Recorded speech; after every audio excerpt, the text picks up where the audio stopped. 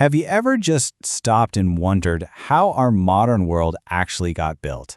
I mean, all the complex stuff all around us. Well, the answer, it turns out, is surprisingly simple. It comes down to one really powerful fundamental idea in economics. It's a concept that's so deep in our society that we barely even notice it anymore. We're talking about the division of labor. Let's break it down. Okay, just think about the device you're watching this on right now. A phone, a tablet, a computer, it doesn't matter. It took a massive, global team of specialists to bring that thing to life. You've got people mining minerals, others designing chips, and then more people putting it all together. So what's the secret? What makes this incredibly complex process not only possible, but also affordable for you and me? It's all about breaking one huge job into a whole bunch of tiny ones. All right, so what exactly are we talking about when we say division of labor? Let's get a really clear definition and dig into the blueprint that makes all this incredible productivity happen. At its core, it's really all about one word: specialization. Instead of one person trying to build an entire car from scratch, which would be, frankly, impossible for most of us, you have one person whose only job is to attach the doors. Then another person installs the engine. A different person paints the body. It's all about taking one giant, complex process and just smashing it into a series of simple, repeatable, manageable steps. Now, all the advantages we're about to explore, they come directly from our source material here. So this isn't just some abstract theory, okay? It's a really practical breakdown of why this system works so well. And we're going to unpack it by looking at its impact on three different levels. First the worker, then the business, and finally, society as a whole. All right, let's start with the most important piece of the puzzle, the individual worker.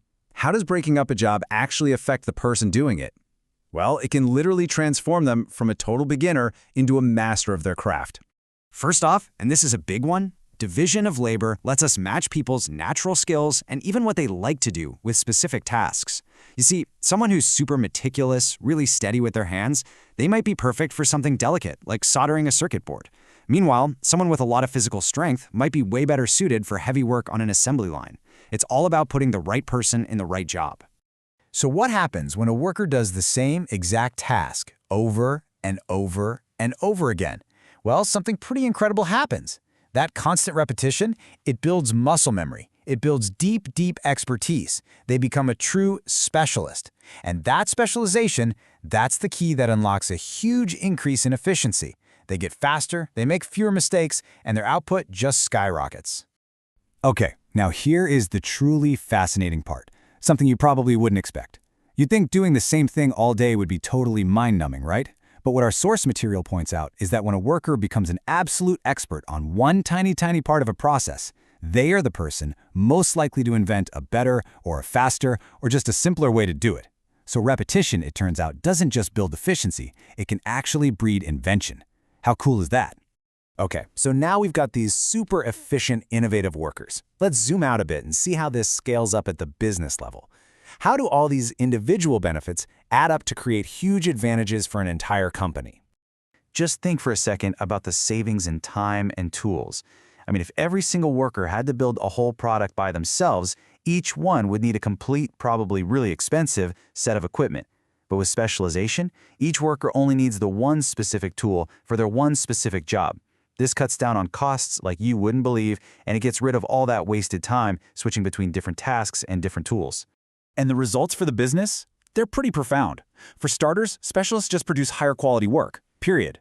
And since each person's job depends on the person who came before them, it naturally creates a system of cooperation and teamwork. When you put all of that together, you get the engine that makes large-scale mass production even possible.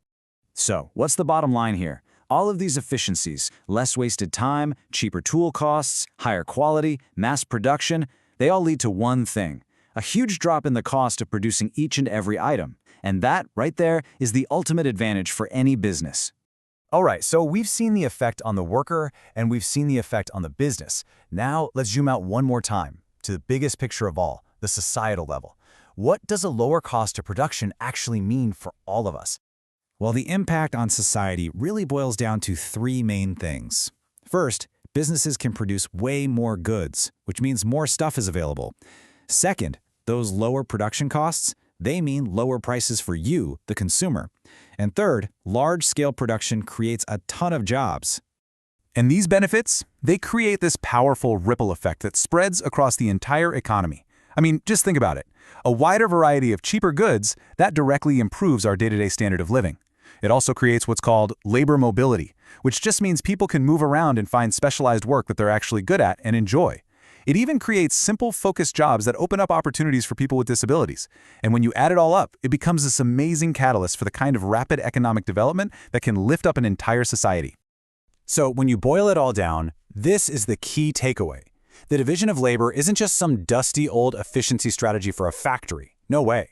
It's the economic principle that makes our entire modern life, with its incredible variety and accessibility of goods, possible. It's what puts more products in our hands for less money, and that fundamentally raises our collective standard of living. It's such a powerful and long-lasting idea, one that has literally shaped centuries of human progress. And it leaves us with a pretty fascinating question to think about, doesn't it? If this one principle was the engine that built the industrial and modern world, what's going to be the core principle that builds the world of tomorrow?